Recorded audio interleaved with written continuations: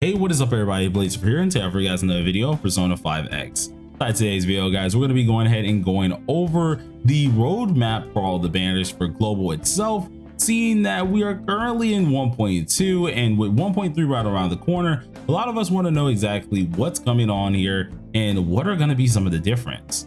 With some of the banners that we have had, they are merged together, where either it's another limited being merged much like Yusuke and Yui together, or either having other banners such as Yusuke, Yui, and Marion all together.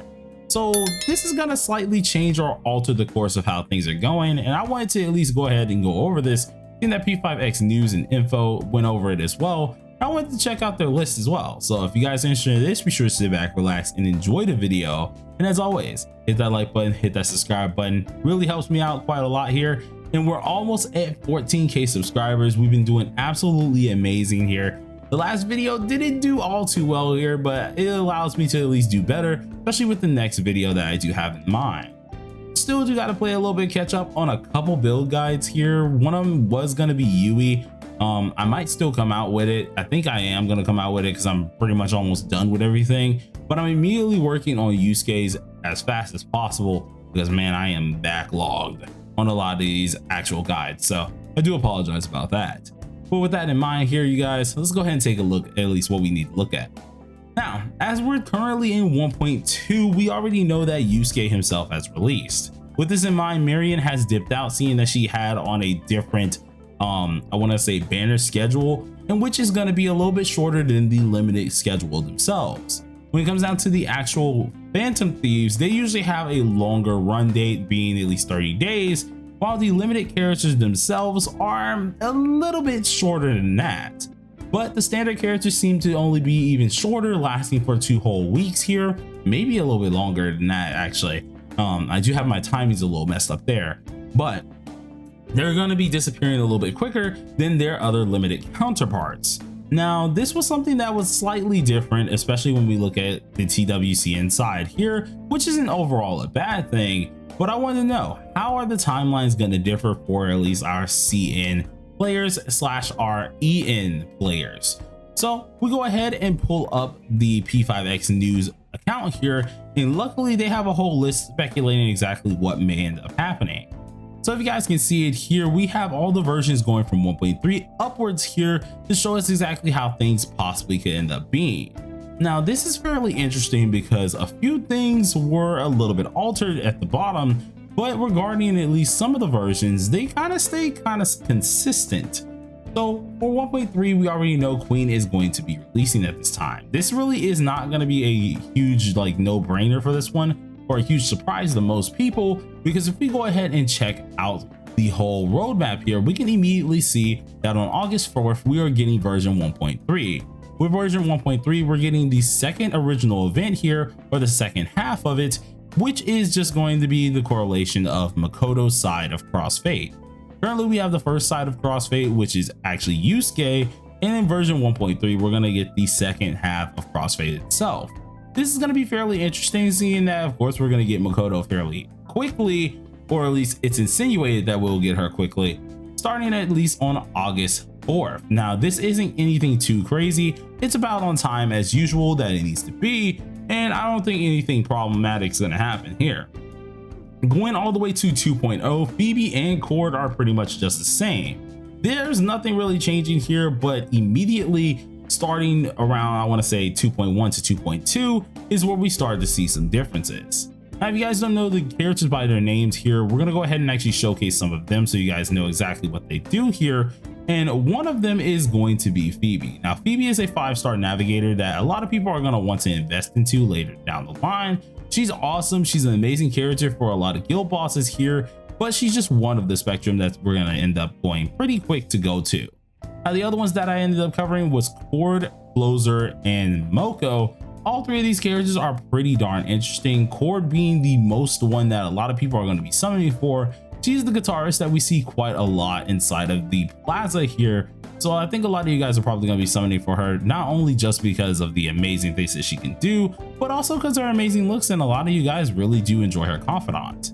As for as Closer and as Moko, Those are going to be characters that are going to be coming out for the summer update here, both of which are amazing characters. They're going to have their niches, and I think a lot of you guys might go for this, being that Closer is a AoE DPS that really did change a lot in the game, and then Moko was another healer who was a follow-up healer at that. Depending on at least if she starts with her buffs, it will depend on how many people really summon for her, or if you really just enjoy Haru quite a lot. That also will depend if you summon for her that much as well. But with those banners out the way, we're going to go ahead and take a look at the difference here. Now in 2.3, if you guys see the difference myself, which is 10/16/2025, for Buoy, or at least in 2.3 for CN, we ended up getting a Metro update in Buoy's rerun. Currently, we already do have this Metro update, if I'm correct here, and Buoy herself has already came out. In fact, she's still out right now, so the rerun wouldn't make sense to have once again. So with the actual merging filler updates here, you can start to see a little bit of difference. Mesa should be dropping in 2.3 instead of being in 2.4, which isn't all that bad, but it does show you guys that there is going to be a speed up eventually.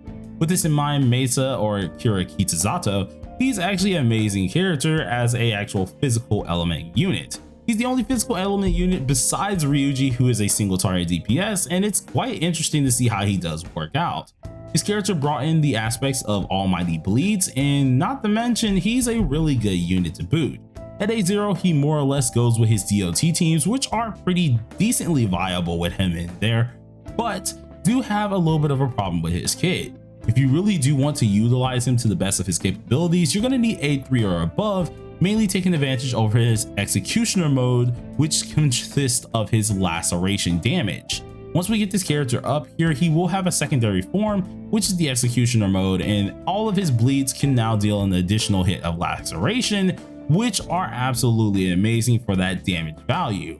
More or less, it makes him into the physical DPS that he needs to be instead of more of a DOTer. So a lot of people are gonna have to plan their pools around that time. Personally, for me, as much as I love the guy, I'm gonna end up skipping here, but it doesn't matter on that part because you want to have as much fun with the character as you possibly want to. So 2.3 most likely is an estimated time, which I can kind of agree with that, especially if they decide to merge a couple of events. Now for 2.4, which is really early compared to what I thought it was, being, of course, another version up, of course, this would be Oracle and Cherish. Now Oracle and Cherish was fairly interesting because in 2.5 is where we ended up getting Futaba herself, which was on 11/13, or would originally be 11/13 of this year, while 2.6 we had Cherish. Well, if they decided to do a little bit of a combination, kind of how they did with Yui and at least Marion, it would end up being a little bit earlier on the global side.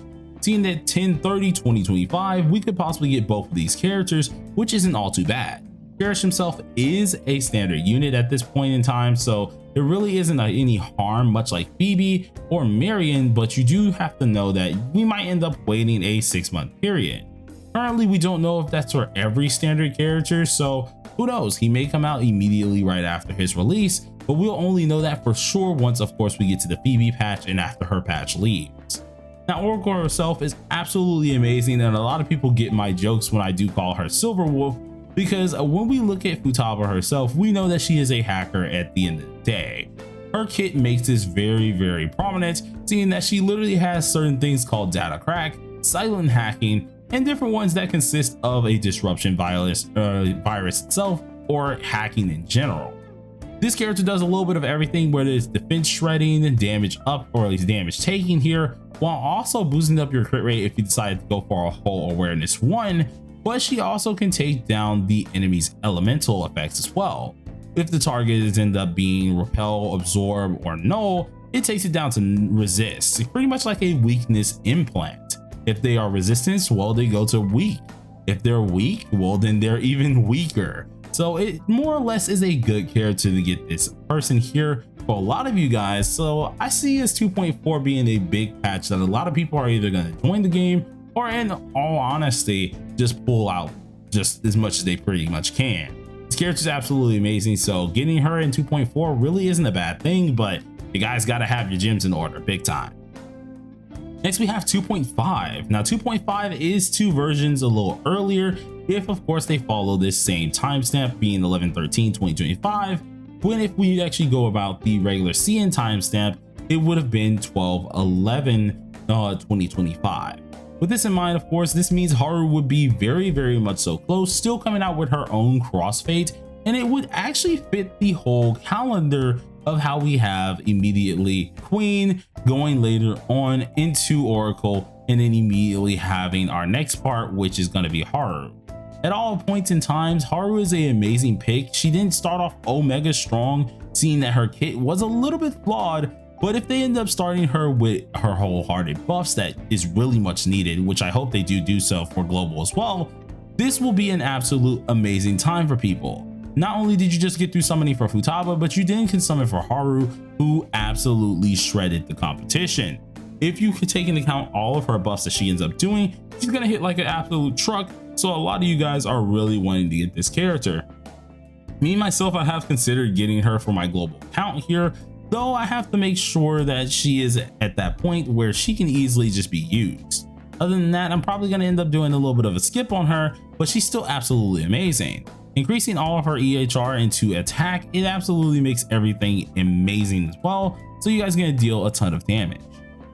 Now with 2.5 out of the way, we're gonna go ahead and take a look at 3.0. Now 3.0, if we went ahead and did this for the CN side, we'll be at the 25th of this year.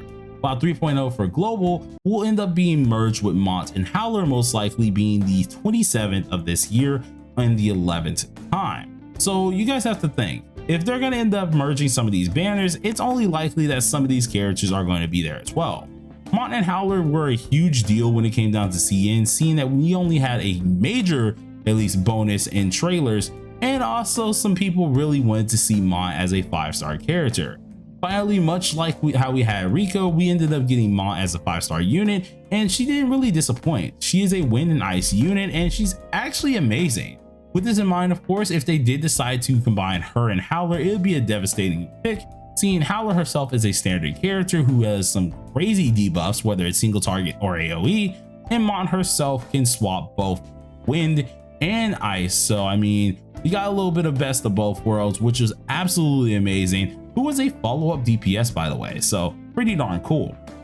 Then inside of at least the 12th or the 11th of December and the 25th of December is 3.1 and 3.2. 3.1 would be Violet, which came a little bit early this year for the CN side, so technically it would be 2026 if we did do the same thing as CN, and then 3.2 would definitely be a little bit down the road of 2026.